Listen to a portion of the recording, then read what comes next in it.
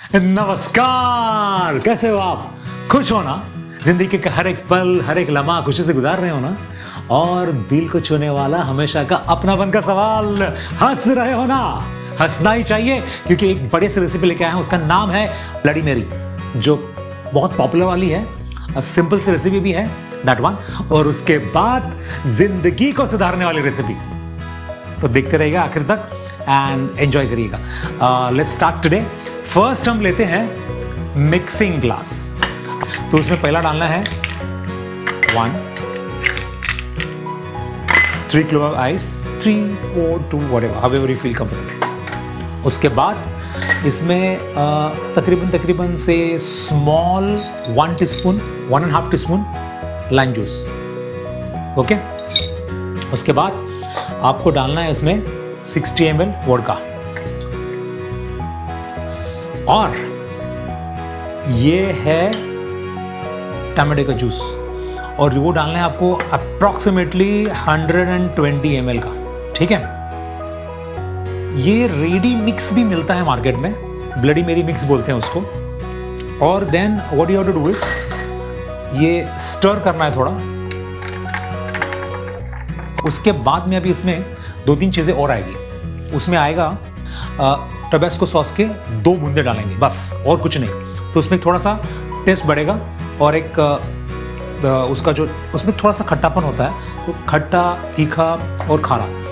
अभी इसमें और क्या डालना है, तो ये है पेपर।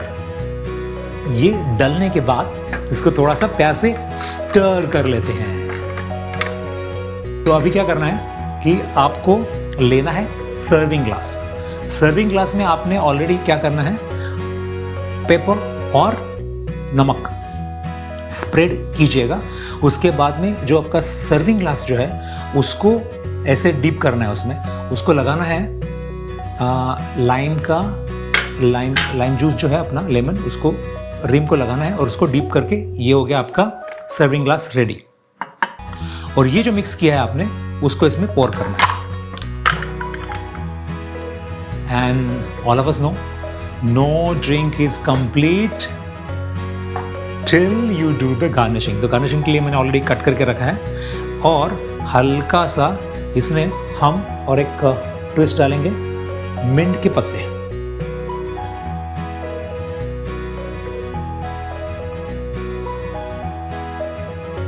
इसमें उसका थोड़ा सा ड्रामा क्रिएट होता है एंड अच्छा लगता है। Ladies and gentlemen, this is your Bloody Mary ready for you. So enjoy your drink. Have a beautiful time. Happy moments. Drink responsibly. I will be very shortly back with you. So please smile.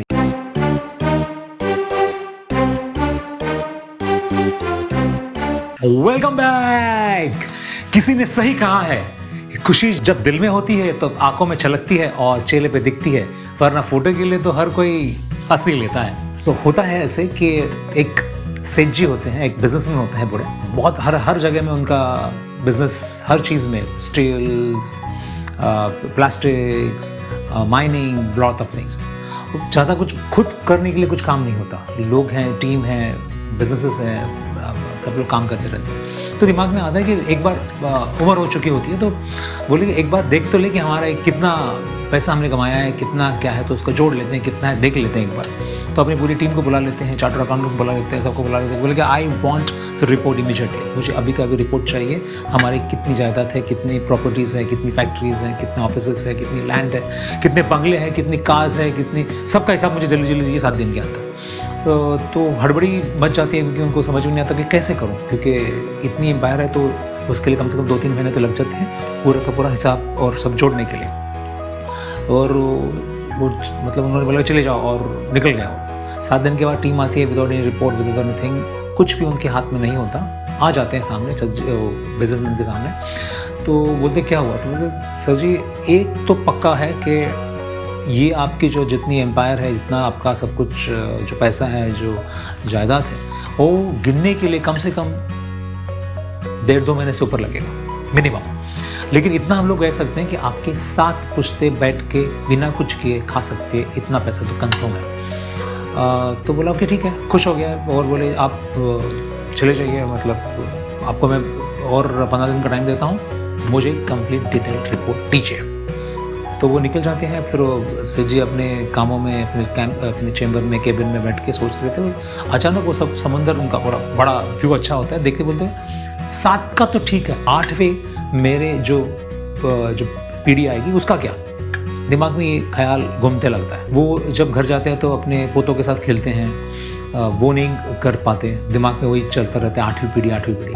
अपने बीवी के साथ में शाम को evening walk को जाते हैं, वो नहीं कर पाते। अपने दोस्तों के साथ में क्लब में ड्रिंक, घूमना, खेलना, वो नहीं कर पाते। दिमाग में हमेशा वो 8वीं पीढ़ी चलता रहता है। अपनी जो उनकी बीवी होती है उनको भी बोल नहीं पाते। बोले बोलेंगे तो क्या बोलूँ कि 7 का है तो पागल बोलेंगे कि क्या है, दोस्तों के साथ तो बोलूँ क्या बोलूँ। तो वो शाम को तो टीवी देखते तो उसमें एड्स देखते हैं कि कोई साधु संत महाराज उनके जहाँ रहते हैं वहाँ आने वाले हैं, पेपर में भी ऐड देखते हैं, वो दिमाग में चलता रहता है। तो चलो जाके एक बार देख के तो आते हैं, मन बहल जाएगा, कुछ नया चीज़ मिलेगा।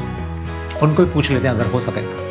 उनका वो भजन कीर्तन हो जाता है। वो होने के बाद उनके पास जाते हैं, पैरों में बैठ जाते हैं, पता कि वो पूछते हैं कि क्या कष्ट है क्या। बोले हाँ आपको तो सब पता है, मुझे कुछ चीज़ पूछना है। तो बोले हाँ पूछिए, क्या कोशिश करते हैं, आपको क्या चाहिए, क्या हेल्प कर सकता हूँ मैं आपकी। तो संत बोलते हैं तो ये अपने बिजनेसमैन जो सेठ जी है वो चालू हो जाते हैं, क्योंकि ऐसे मेरे जो बिज़नेस एम्पायर है मैंने इतने साल से किया, कुछ तो नहीं चल रहा है। मेरी जो टीम है उन्होंने मुझे आके कहा कि मेरी 7 पुश्ते बैठ के खा सकती है बिना कुछ किए।